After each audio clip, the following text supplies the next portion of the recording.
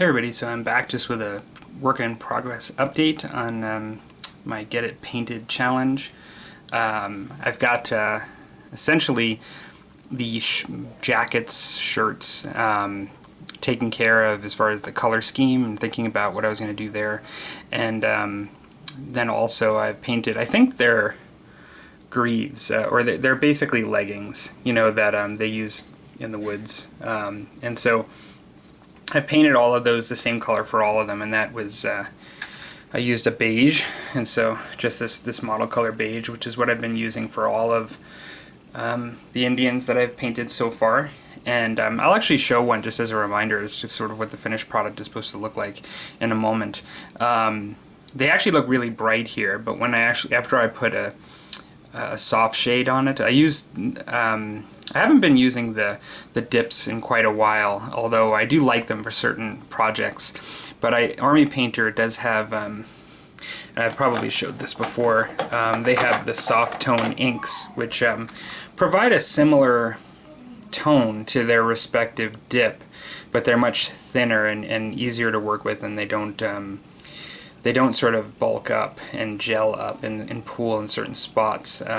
I really like the dips, don't get me wrong, but if you have to be really careful because sometimes they can just pool in certain spots and you just end up with like a sludge kind of on the model in certain spots. This doesn't quite do that and does provide a similar effect. And so got the Iroquois over here. Now Nick at Beer may remember that when I did my Iroquois before, I had a lot of them in there, these natural colors, which is primarily what I do for the Iroquois. For whatever reason, to separate from the Delawares, I tend to, I mean, they have a different looking hairstyle and headdress things than the Delawares, so that's right off the bat, you can see that. And I'm not making them drastically different, but I do tend to make them a little less colorful as a group. I actually did more color this time, but last time I think I had all of them kind of like these guys, and then I had one blue guy, and Nick pointed out that he kind of looks a little bit like a sore thumb, you know, stands out there.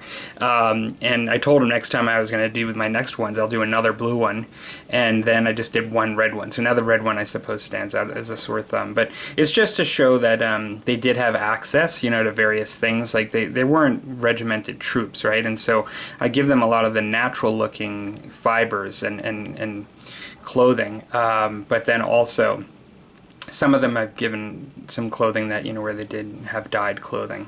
And one of the Iroquois I just grabbed here, because I pulled these guys out just sort of for reference, but you may remember this is just, sorry, I let this focus here. This is one of the guys that I had before. I quite like this combination because this is the beige, and it does really sort of, it's still a light-skinned cloth, but this top color, which is actually Ushabti bone, Citadel's Ushabti bone, it's close to the beige, but it's different enough in tone that it makes it look like they're two different pieces of kinds of cloth, which I kind of liked that look, and so I'm continuing with that. So this is sort of, if I had to say this, like what is my Iroquois color scheme, this is my Iroquois color scheme, almost all of it. You know, it looks like this. And I even did one Delaware in this too, because, you know, like they all kind of had access to, in the same regions, to the same stuff. And so I have a Delaware over here, which I am painting in the Iroquois color scheme, but just because it's not, you know, it's just they're wearing similar stuff. And so on the Delawares, for the first time, I did actually paint some browns for some of the jackets as well, and just to create some difference. Because I am making the Delawares, I actually have some green for the shirts, and my other 6 Delawares, one of them is wearing green. They are sort of a bit more colorful. They're wearing less of the lighter colored jackets than the Iroquois, and that's just sort of my difference. Now for the leaders, I should say, I use their base color primarily to give them red accents, but I'm actually going to be putting a lot more details in that are more multicolored, and I'm going to do some a little bit of freehand design work on the blanket, and I'll be creating on the, I guess trying to think what they're called, but the edges of the blanket that actually have the fibers that hang. I don't know what you call those, but that area I'm going to paint a different color so it won't be red. And he also has, like, a couple of them have actually fur outer garments that complement their shirts or what they're wearing. And so I'll be painting that up. He's got some really nice medallions and stuff. There's a lot of opportunity to deck this guy out because he's got like these necklaces, medallions, like extra feathers, and along his, I'll call him like leggings here, he's got some extra material here too that you can paint up in different colors, and I'll probably be doing that as well. But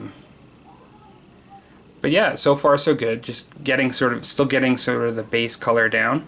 And next time I'm back, I'll probably have more of the details in the hair and weapons and all of the other garments that are on them and base colors, and probably the detailing on the blanket. I'll likely do the skin tones last, and the I'll be doing my washes and highlights, and then the skin tone, and then any war paint that I do last, most likely. But next up, I think, is all the accessories and the hair and the feathers and guns and stuff like that. So, alright, well, it is Friday, and I hope everybody is gearing up for a good weekend.